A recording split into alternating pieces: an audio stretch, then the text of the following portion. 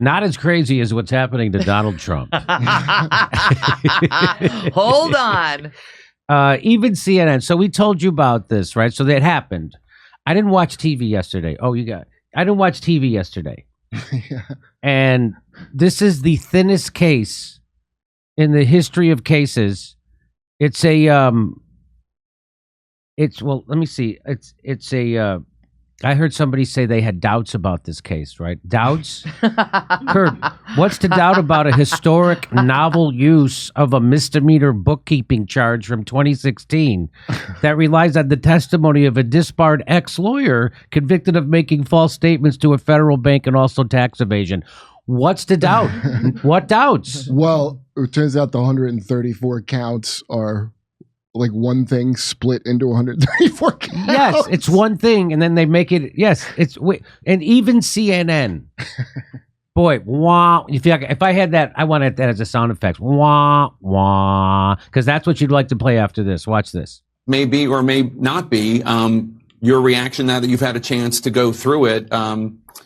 Is it what you thought it was going to be, and are you unimpressed? It is what I thought it was going to be in terms of focusing on the payments that were made, the falsification of the records, and really tied to the payment that was made to Stormy Daniels.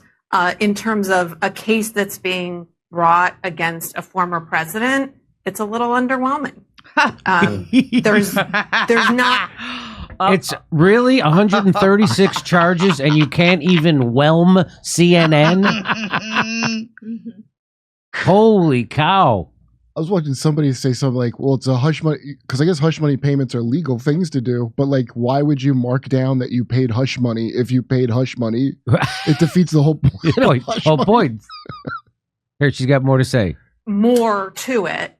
There's not more violations, tax violations. There's not an incredible new set of facts that we didn't know about publicly. It's really the facts of this case as they have existed for basically almost 7 years. And whoa, the walls are closing out.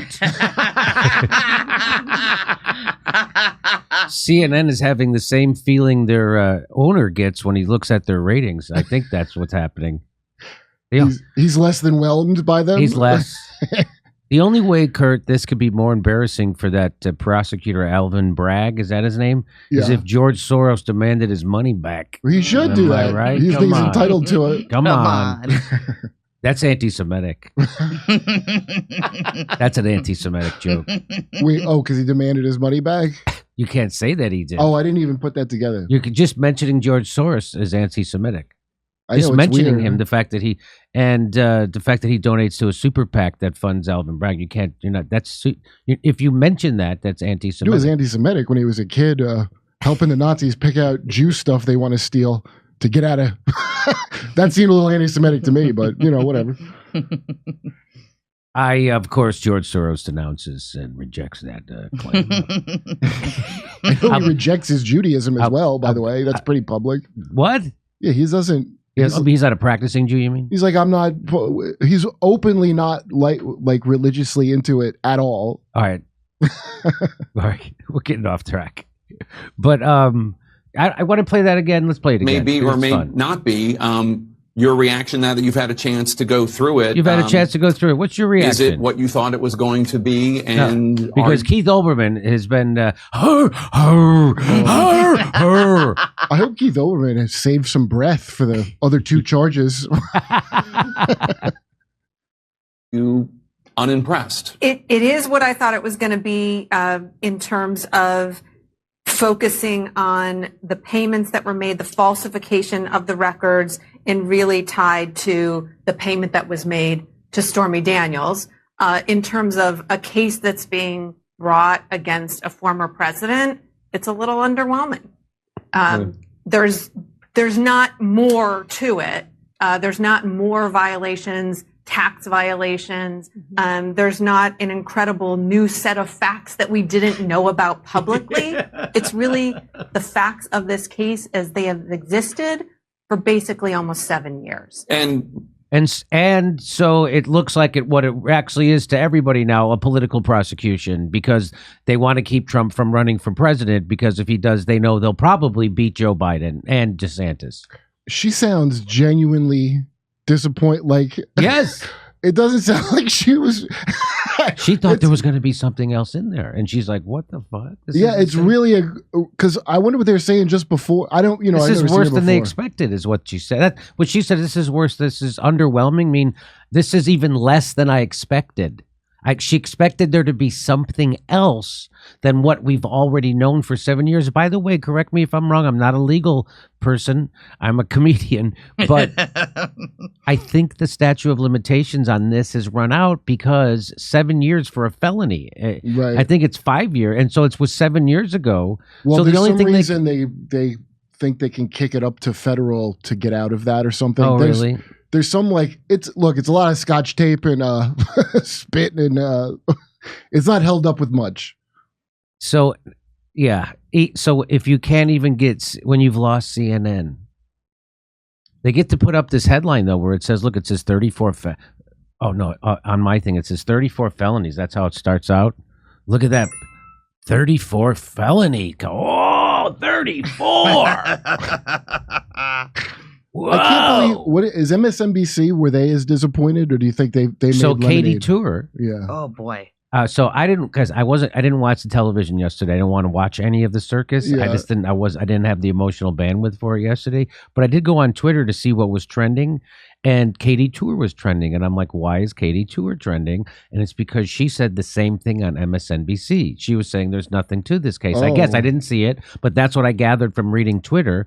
And the shit, just like they turned on Leslie Stahl, they turned on Katie. That's it. You're dead. Just like Jon Stewart. You're dead to me, because he said the lab leak thing happened. You're dead. They're like, Leslie Stahl, you're dead to me. 60 Minutes, you're dead to me. And now it's Katie Tour, you're dead to me. What else did Andy Kindler say? That's what was happening on Twitter yesterday. She was trending for hours, and it was because they were hating on Katie Tour for saying the same thing that lady just said on CNN.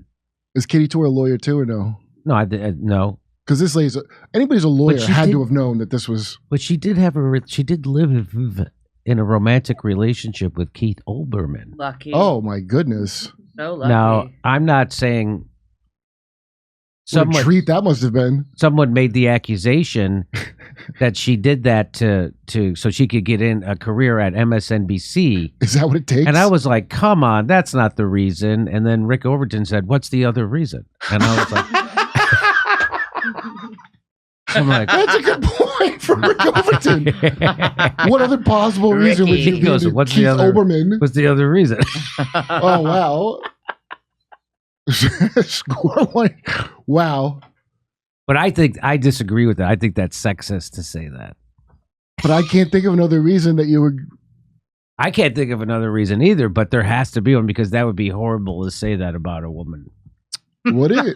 If she really did that to get on MSNBC, one, she has my sympathy to go through all that to be on MSNBC. No, she's living large. She's enjoying it. Well, not after that tweet she made about misgendering this as a nothing burger. She is just like Rita Moreno. She is a spicy little number. Oh, that is definitely misogyny. Silly. I don't think you could say that. I think if I had a regular job, I'd be in trouble. Right? If I said somebody was, you'd have to pay me hush money. Yeah. So I would then 34 felony count hush money for that.